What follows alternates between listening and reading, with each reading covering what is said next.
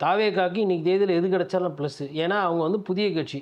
அவங்க 2% ஓட்டு வாங்குனாங்கனாலும் சரி, 20% ஓட்டு வாங்குனாலும் சரி, தேர்தல் ஆணையம் எப்படி சொல்லுவோம்னா, தாவேகா +2 இல்ல தாவேகா +20ன்னு போடுவாங்க. இதே பழைய கட்சிகள் வாக்கு விகிதாச்சாரம் குறைஞ்சதுன்னா, -2, -5 அப்படி போடுவாங்க.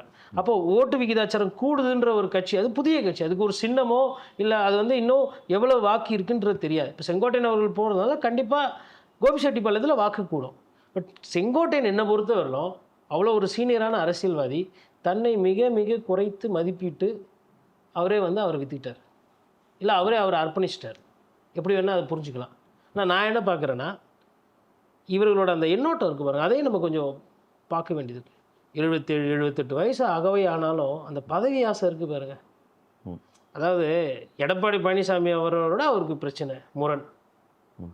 ஆனா, அதை தாண்டி சட்டமன்ற உறுப்பினராவே தொடரணுன்றது தான் அவரோட ஆசையா இருக்கு. எனக்கு கிடைச்ச தகவல் என்னன்னா, இபிஎஸ் வந்து அவருக்கு இந்த வாட்டி எம்எல்ஏ சீட்டே குடுக்க மாட்டாரு. அவர கழட்டி விட போறாரு அப்படின்ற அந்த ஓரளவுக்கு உண்மை வந்து அவருக்கு தெரிய வருது.